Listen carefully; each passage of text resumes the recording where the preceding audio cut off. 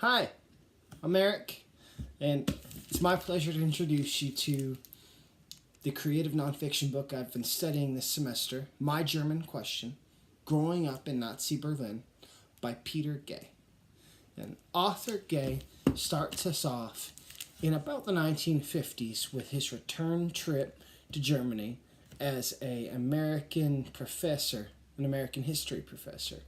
He wasn't prepared for the emotions that he would face when returning to Germany that hit him like a brick wall when he arrived there.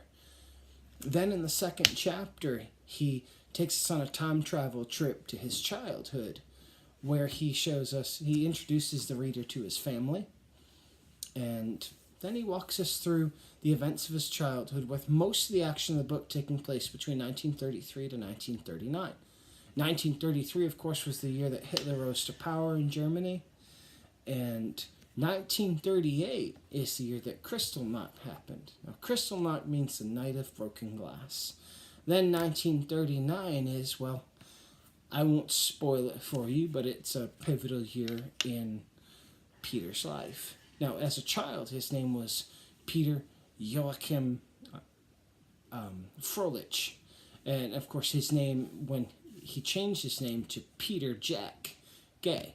So that's why his name doesn't match his childhood name. He did have it changed later on. But the literary elements in My German Question that the author Peter Gay uses to make this book a creative nonfiction work rather than just a work of nonfiction involve literary elements such as similes and metaphors, and his use of diction. You'll especially find the similes and metaphors to be particularly rich when he talks about Kristallnacht. The book goes into excellent detail, and that is where I feel it really excels, is when his story tells about that night. Because you can read a historical account of a night like that, but it's something else to hear a first-hand eyewitness account that tells you of the emotions and how he felt during that time. To read the author's descriptive accounts of that, they're amazing, but they're not just a dry historical rendering. And like I said, the literary language really makes parts of this book come alive, especially when the action is most intense, such as in Kristallnacht. Another element that the author uses is that of diction.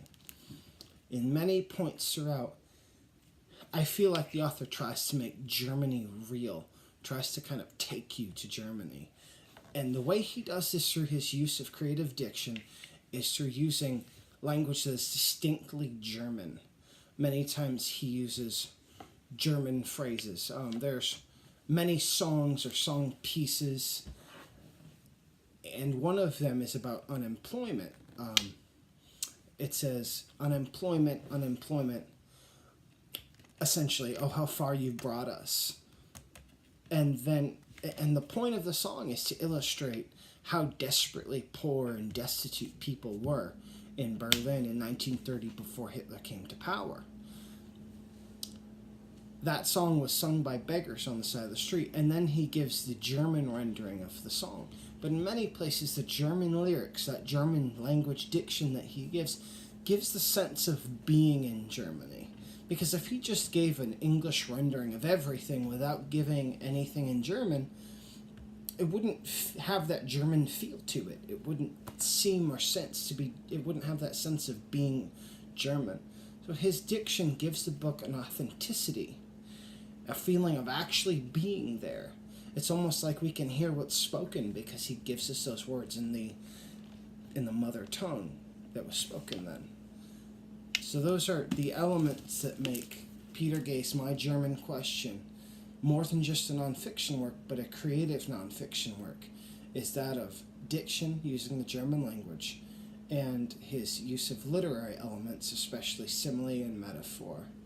Thank you so much for watching, and I hope you check this book out. It's a very good read, and it's more than, like I said, it's more than just a historical rendering, but it emotionally takes you there with the author of Germany during his childhood.